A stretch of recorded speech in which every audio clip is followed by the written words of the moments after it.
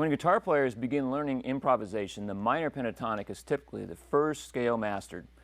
Later, they may discover the major pentatonic, particularly if they have an interest in southern rock or country music. But few guitarists take the time to learn how to effectively mix major and minor pentatonic sounds. And for those adventurous few, a fabulous reward awaits.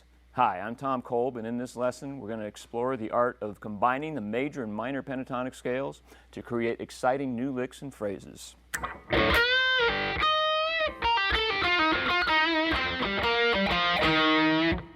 Let's start with a quick review of these two basic scales. The minor pentatonic is a 5-note scale containing the root, flat third, fourth, fifth, and flat seventh degrees of the minor scale. There are 5 fingering patterns available across the fretboard. Here's the most popular in root position in a key of A minor.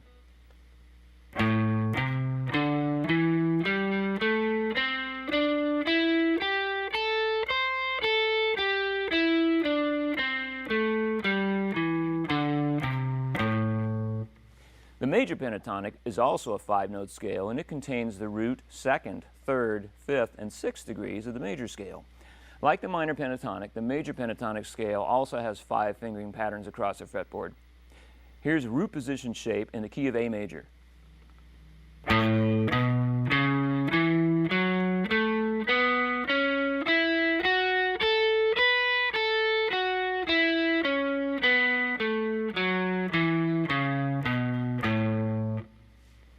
Now we come to the fun part. When you combine the major and minor pentatonic scales, you get an 8-note scale with the same notes as the mixed Lydian mode plus a flat third. Here's a fingering pattern for this combined scale.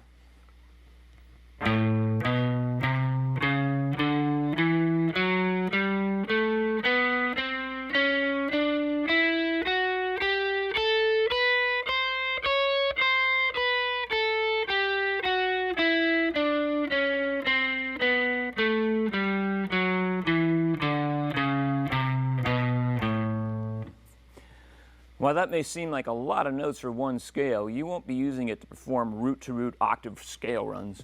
Rather, the combined major-minor pentatonic scale is typically employed as a major or minor pentatonic scale would be, using the extra notes as color tones. Now let's take a look at some phrasing applications. First of all, because combining the major and minor pentatonic scales results in a mixed Lydian mode plus a flat third, it's a great scale to use over dominant chords. And because the combined scale contains both a major and minor third degree, you can choose between minor sounding, major sounding, or totally ambiguous licks. For example, here's a cool lick in A that feels neither major nor minor. 1, 2, 3. As both the C and the C sharp, which are the flat third and major third respectively, are key to the lick, its tonality is ambiguous. Let's hear it again, played a little slower. 1, 2, 3.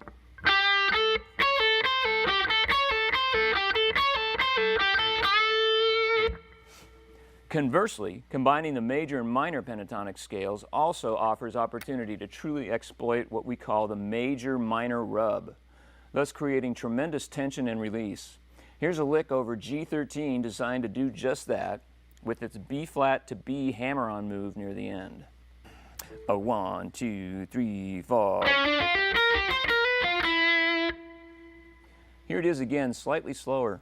1, 2, 3, 4.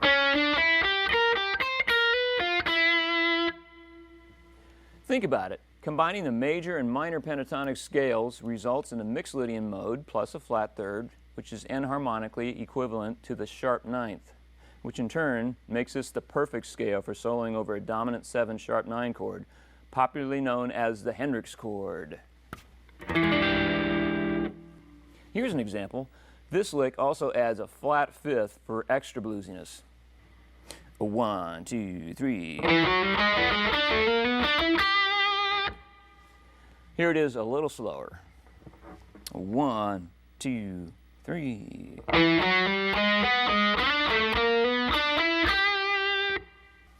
For more examples of how to effectively combine these two scales, let's take a look at some of the masters of the mix. As this scale is most commonly found in blues rock, we're going to keep our focus there. As the man who practically invented blues rock guitar, Eric Clapton set the bar for mixing major and minor pentatonic scales higher than the heavens with his timeless work in Cream. Effortlessly alternating between major and minor pentatonic scale patterns and combining them at will, Clapton created countless must-know licks in that one solo alone. Here's an example of his masterly mixing. 1, 2, 3.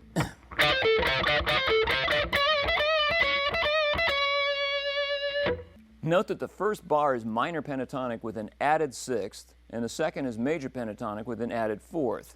Here it is again, a little slower. 1, 2, 3, 4.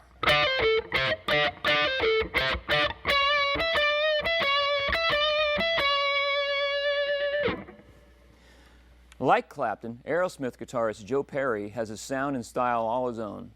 Much of what sets him apart from other blues rockers is his phrasing, often drawing from both the major and minor pentatonic scales to craft his lines. Here's a Perry-esque syncopated double stop lick that fully exploits a major-minor rub over an A7 chord. 1, 2, 3, 4. The syncopation looks and sounds tricky, but it's pretty easy if you start slow and get it right from the start. 1, 2, 3, 4. Born from the same blues rock tree as Clapton and Aerosmith, Black Crowes guitarists Rich Robinson, Jeff Cease, and later Mark Ford also found success mixing the major and minor pentatonic scales. This first lick over an A7 chord is classic Crowes phrasing, with a nod to Joe Perry at the lick's close. 1, 2, 3, 4.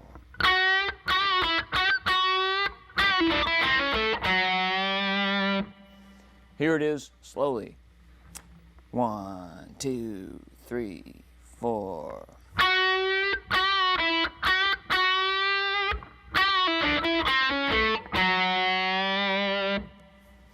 Here's another major-minor lick, similar to ones used by the Crowes' Jeff Cease, as well as other blues rockers such as Slash.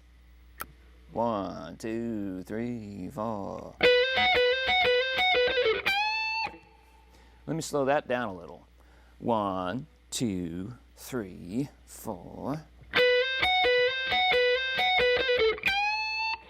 Widely considered one of the top phraseologists in the game, Robben Ford often combines major and minor sounds in crafting his smooth, modern blues lines. Here's a Ford-style lick with plenty of major-minor rub, covering an A7 to D7 progression. A 1, 2, 3.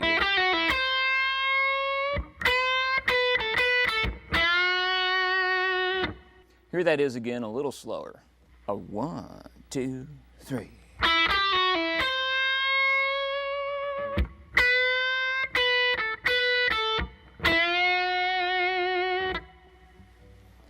Ford is also quite capable of producing finger-twisting phrases with that major-minor juice. Here's one of those, this time over a G7 chord. 1, 2, 3, 4. Here that is again, slowed down a bit. 1, 2, 3, 4.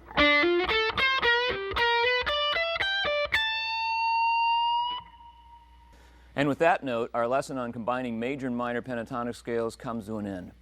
Next time you're jamming over Crossroads, or especially when you come to that Hendrix chord, remember some of the ideas you heard in this lesson and watch your phrases come to life.